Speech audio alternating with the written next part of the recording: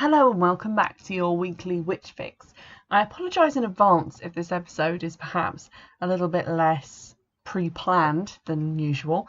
I am reviewing a book that I've had for quite some time and I thought I had a long time left to review it, but unfortunately it sold on eBay yesterday, so straight after this it's going in an envelope and out of my house for good. We're having a big declutter here at Witchfix headquarters, aka my bedroom. So what book are we reviewing today? It will be Wild Women, or Wild Woman. It's unclear. I assume Wild Women because there's 3 women, but there's only 1 woman on the cover, so that's just mysterious. This is a book by Moira Hodgkinson, and it's published by Children of Artemis Publishing, which is the new imprint of Children of Artemis, a pagan organisation responsible for Witchfest Midlands and Witchfest International. And I actually bought this book when it came out. It was brought out at Witchfest International 2017, where I'd gone as a guest of a friend of mine who is a member of Children of Artemis. And on the main stage of the event, the welcome bit where they sort of announced all the different talks and what would be happening, there were big banners of this book, and the guy came up on stage and was talking about how they just started a publishing imprint and they were publishing Wild Women this year. And I was really excited by this. Obviously, when we went round the hall afterwards and we were looking at all the pretty crystals and jewellery and tools and stuff that they were selling, they had a booth that was selling copies of this book, and they offered me a discount because I had a gold member wristband on. So normally the book is £9.99. I think I got it for £8, so it's sort of like £1.99 off, which is fair enough. And I bought it because I really like fiction about Wiccans, about real life pagans. I like a bit of magical realism more than I like fantasy, and I thought this is great. This is a book that was written by a pagan, published by a pagan organisation that I've heard of, which is quite reputable, and I'm sort of supporting local business, if you like. It's not local business technically, but you know what I mean. I'm supporting the community and someone like me in the community who is a writer and also a witch. So it was really unfortunate that when I started reading the book, I felt really let down, and it was kind of ruined for me by a lot of the errors in the writing. And I said that I would be kinder towards self-published books because I know how difficult it is. And to be the only pair of eyes looking at something that you've written, it's almost impossible to find all the mistakes. You don't question yourself enough and you don't hold yourself accountable enough, which is why editors exist. So I do want to be kind on this book. However, it is selling for £9.99. It is printed as a proper book. It is being touted about by Children of Artemis Publishing. I saw it advertised in Pagan Dawn. All the reviews, except for mine, on Goodreads are 5-star reviews saying that this is an amazing book and that it's wonderful. And I just feel like either those people are being very nice, either those people maybe just don't have the kind of mind that I do, where I get fixated on these little things and then can't enjoy the story. And one of those reviews was by the author herself, so I'm very confused about why that's there. So what I wanted to do is just talk to you a little bit about the actual errors in how the text is put together, and some of them are they break down into 2 categories. One is sort of errors in spelling and grammar, which are very occasional, and I don't really let spelling annoy me because when I was younger, they actually thought that I was dyslexic because my spelling was so bad. And then they found out, no, I'm just terrible at spelling. So, I mean, I'll let spelling go. The computer can do that for you. And sometimes it just won't pick things up. And that's fine. I'll skim over that. It's no biggie. But if someone doesn't know how to put a sentence together so that when I read it, it makes sense on the first pass, if someone puts together paragraphs that confuse me and that I have to read 6 or 7 times just to work out who is speaking and what's going on, that's a failure to me, and I can't read a book like that. Having said that, I did manage to get to the end of this one, but it was a grim old trail. So some of the basic errors that in just sort of formatting and how things are put on the page are the fact that the first paragraph of new chapters is indented. I mean, I'm not going to not read a book because of that, but I thought I'd mention it. There's also speech that starts in the middle of a paragraph. And I know sometimes you'll say someone said something and then they'll maybe go off and they'll like fill a kettle or do something else, a small action, and then continue what they were saying. And that's fine. But it starts with an action, someone speaks, and then another action, and then someone else speaks, and it's in the same paragraph, and it drove me absolutely batty because I kept having to reread it and try and work out what the hell was going on. There's also Americanisms, which I thought was weird because I think the author is actually British. I don't know about that for certain, but so there's occasionally things that they'll say tub instead of bath, or pants instead of trousers. And I know we all watch a lot of American television and films nowadays, and honestly, I find myself talking in Americanisms sometimes, so I can kind of overlook that as well. So those are just some of the sort of basic issues that I had, and I mean, I'd overlook those in any self-published book that I bought for, 99p to £3.99, but for £9.99, so basically for £10, I would expect someone to have gone through and maybe pointed out, actually, this isn't how you format a book. And just basic things like that. And I don't know who was in charge of that, whether it was the writer or the people who published it, but it irked me a little bit. So the plot of the book is essentially a story about three women. There's the grandmother, whose name is Magda. She's a practicing Wiccan. She's kind of a local village wise woman. She makes creams and things, very much like Sally in Practical Magic.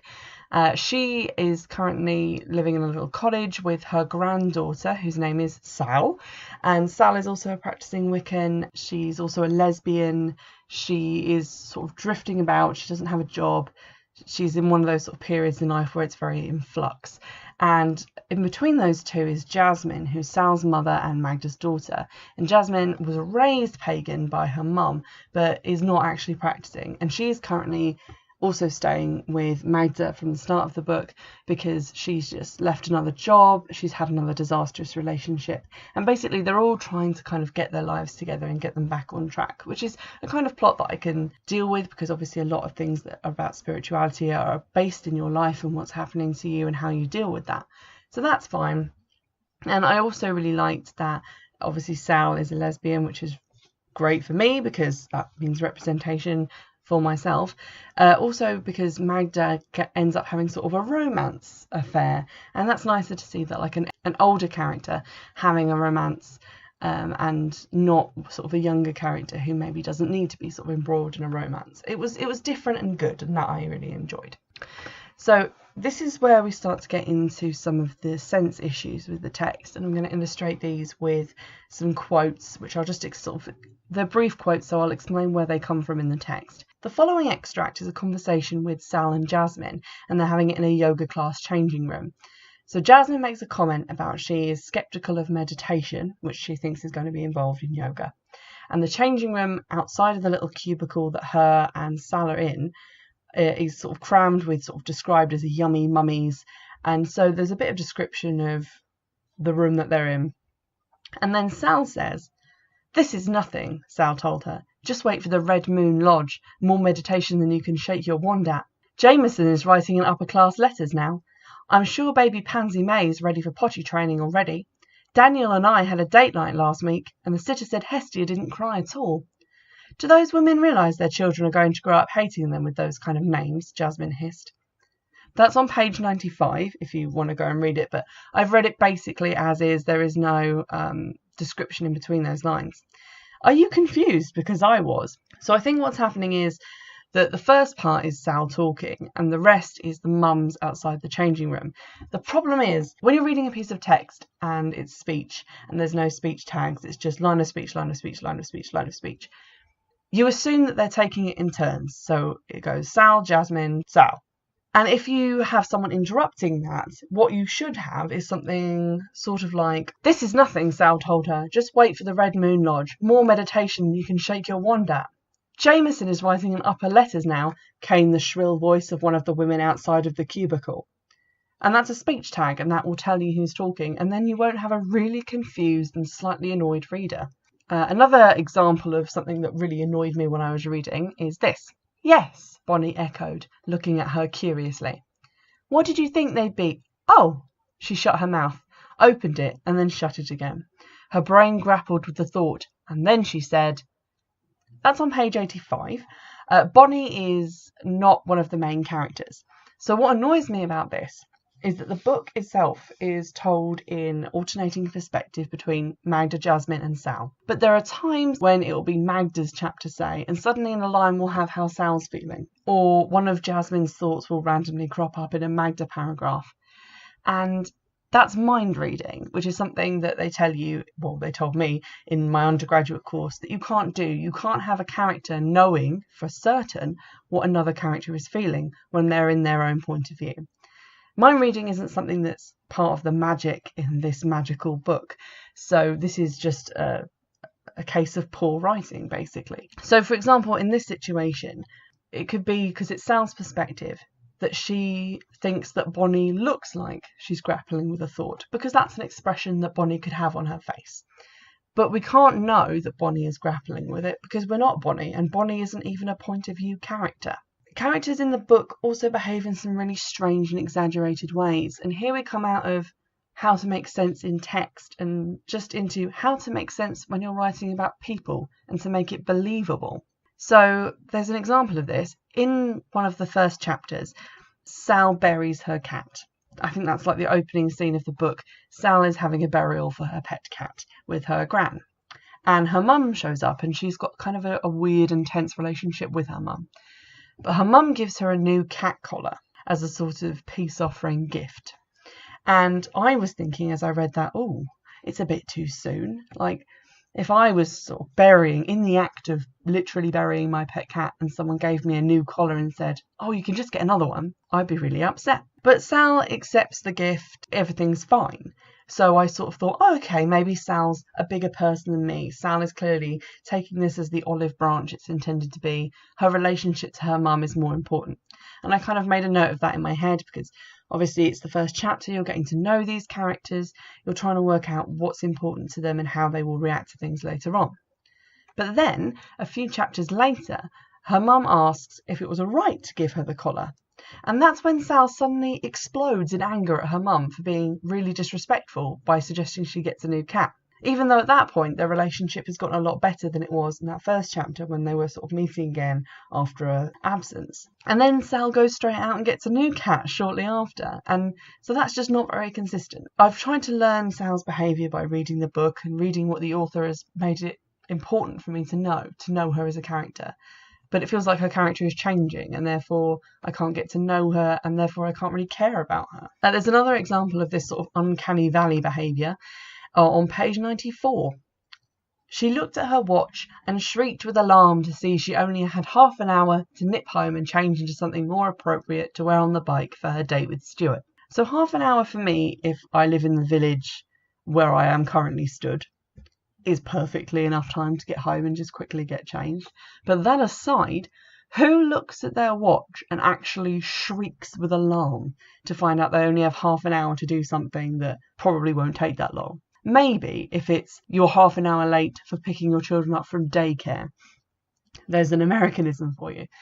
Or maybe if you're half an hour late to administer your grandmother's insulin, something that is life or death, or something that has real life repercussions.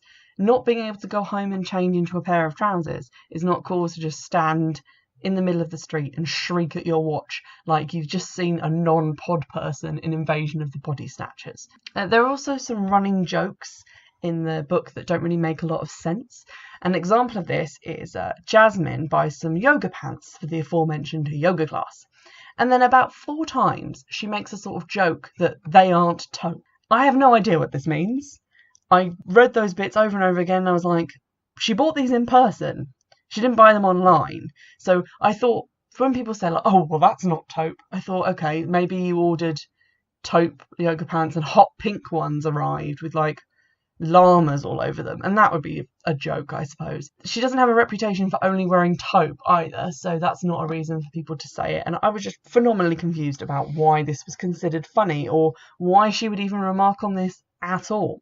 And then the actual finishing gag of the yoga pants scenario, like the point where they're not mentioned again because they've run their course, is that they're actually too tight. And when she goes into like downward dog or whatever, they rip open, which has nothing to do with the colour. So maybe if the preceding 4 times she said, oh, these look a bit tight, oh, I hope these don't split, or something like that, that would have led up to that joke, and I use the term joke very loosely because it's not that entertaining, but it just made no sense to me, and I was just left kind of rereading these paragraphs going, why are these people talking about taupe? I don't understand. I know at this point it might seem like, oh, Sarah, you're being a bit bitter and a bit mean to this poor woman, and I am. That's a completely reasonable thing to say. The sticking point for me is that if this was a book that I bought for 99p because I was like, oh, that's a book about witches, I quite like those. And I do buy books like that on Amazon all the time, and I read them, and they're not written very well. And then I just kind of give it a 3-star review on Goodreads, and I'm out. This cost me £10. This is backed by and produced by Children of Artemis, which organises big events for pagans. This has been reviewed in Pagan Dawn and various other pagan magazines. They've made a big fuss about this, and in my mind, if you make a big fuss about something, if you go out there and advertise it and you put it in people's faces when they've come to your event, you better be pretty damn certain that that thing is good. You better be pretty damn certain that what you are giving to people and what you are selling to them for that much money is worth that amount of money. And for me, this book is written like a book with a dodgy clip art cover that you would buy for maybe 99p, $1.99 on Amazon. Ebook exclusive. I don't entirely blame the writer for these because she's written a book that I did actually like, the plot of which, taupe and yoga pants and shrieking aside, I quite enjoyed. It was an interesting plot. It was interesting to see this sort of maiden mother crone triplicate sort of represented in a new and different way. Like, you don't have the young character who's worried about her career. That's left to the middle-aged one. The elderly woman is the one who's having the romance, and the younger woman is sort of trying to find her own place, if you like, her own identity. And I found it interesting, and it would have been an interesting and really good read if the writing hadn't let it down so much. And I think any decent proofreader, or even a friend to read it, would have noticed that. And I kind of blame Children of Artemis for publishing this without even, it seems, looking at a book, an actual published book, and going, oh, actually, they don't indent the first line of a paragraph of a new chapter. They don't write dialogue like this. It just reads like, we decided we wanted to put out a pagan novel, and so we got someone who'd written one that we thought was okay, and then we just put their entire manuscript, without really doing much to it, into a creator book format, and then printed off a couple of thousand copies to sell to people. It's just the lack of effort that kind of upsets me. So I bought this because I really enjoy realistic pagan fiction, and it's realistic. It fills that brief completely. It's pagans, Wiccans, living their best lives out here in the British countryside. And I appreciate the British setting, I really do, and that I really enjoyed. So if that's the kind of thing that you enjoy reading about, you could do worse than reading this book. I'm not going to say, don't read this, it's terrible, because it's not. It's actually quite interesting to read. And if you can get by all those little nitpicky things that I've pointed out, then that's fine. It's just that for me, they snowballed so quickly, and they just stopped me from having a good time with this. The only thing that I would mention, if you are going to go and pick up a copy and read it, and obviously I'm sending my copy on to someone who's just bought it on eBay, so well done that person, because you got it for like £3, which is what I'd say it's worth. The book doesn't actually have any resolution at the end. It's about 200 pages long, which again isn't very long for a book that costs this much. And also the plot doesn't really end. It just kind of stops, and then it says, see you in the sequel, or there will be more, or I can't remember what it says on the last page. So it's a book that doesn't have an end, and that really annoys me as well, especially sometimes I read like series of ebooks and they all end on cliffhangers, and it's just to get you to buy the next one. And I feel like that's a little bit cheap and a little bit exploitative, because it's not a book that needs a cliffhanger. It's not like a crime novel. It's not a mystery. It's not Dan Brown. It's just a book about some women dealing with some problems that aren't particularly high octane or dramatic. It doesn't need a cliffhanger. And I feel like that's just been put there for this other book that I don't know if it's even come out yet, because I can't even find this one, Wild Women, on Amazon. It just doesn't seem to exist. As I said, I won't say don't buy it, because obviously there's people out there who will enjoy it and who will like to read it, but just go into it with maybe lower expectations than I had when I bought my copy and read it. I think that is the key here, is just go into it thinking this is just going to be a book that I'm going to read, and it's not going to be good, and it's not going to be particularly terrible. It's just going to be a bit of a first draft that just happens to be bound with a cover. To finish this up, I'm going to read you a bit of the prologue, because I've given you some quotes that I've pulled out just to illustrate my points, and I think it'd be fairer if I just read you an uninterrupted piece from the very start of the book, so that you can sort of hear how the writing goes, and if it's something that would appeal to you, you can go in and read it without just having those bits that I've pulled out as your only representation of the book. So here we go. Wild Women, the prologue.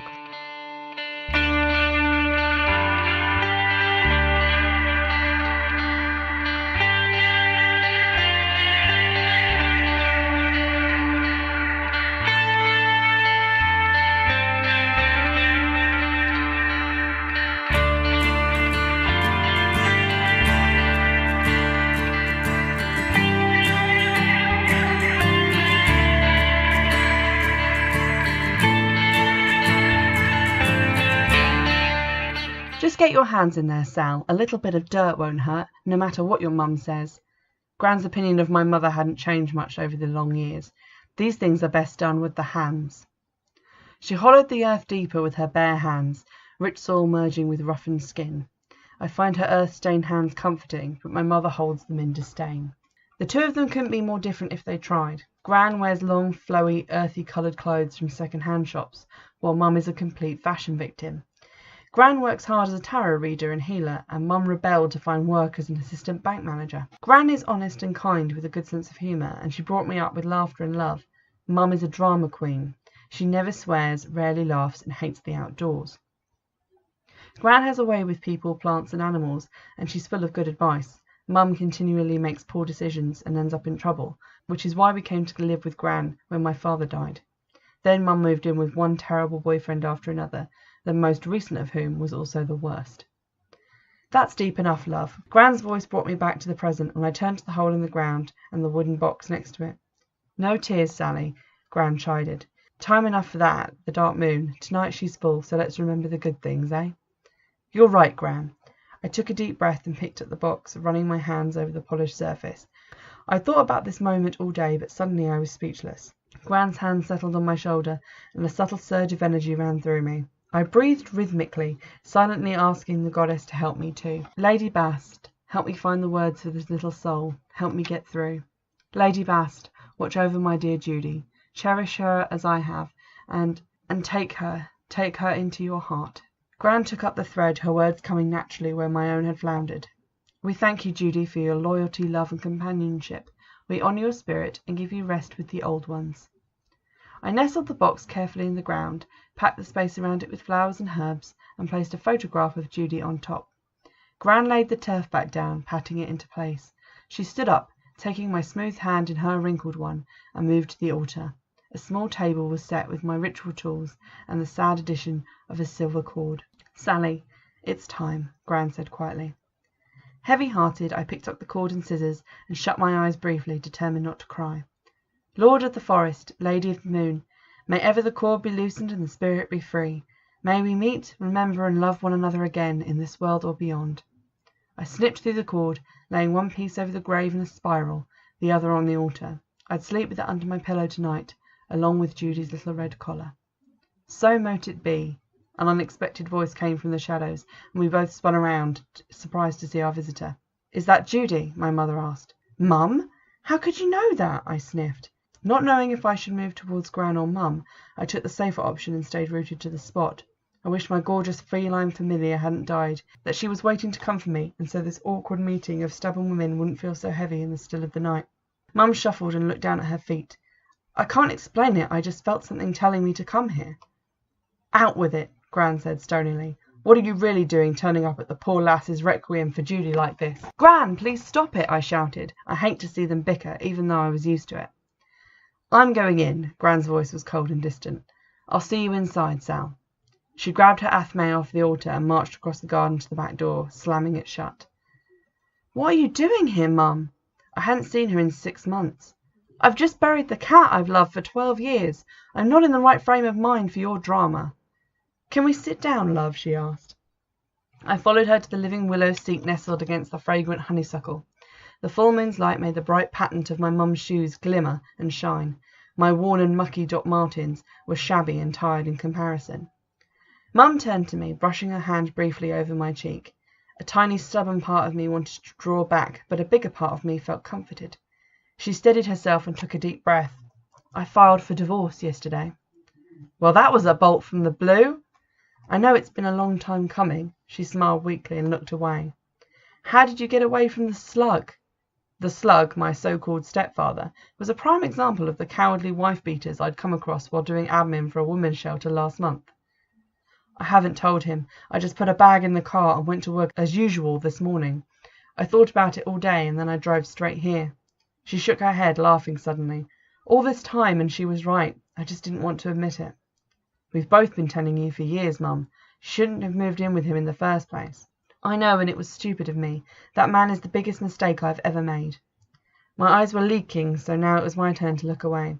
Through the kitchen window I could see Gran at the table, glass of red wine in hand, surrounded by pots and pans and clouds of e-cigarette vapour. She smoked, she swore, and she drank, but this loving woman had always been there for me, while my mother's contact had been sporadic and selfish. "I'm so sorry, Sally." Mum brushed away her tears. "I knew I'd never be happy with him, but by then it was too late." She shook her head. "I was stuck with it, Sally. I was so scared." I'd heard it all before, but working at the Women's Refuge had taught me compassion and understanding. Gran's kindness played a large part of that too, but nothing made up for Mum's intermittent contact once she moved out of the house.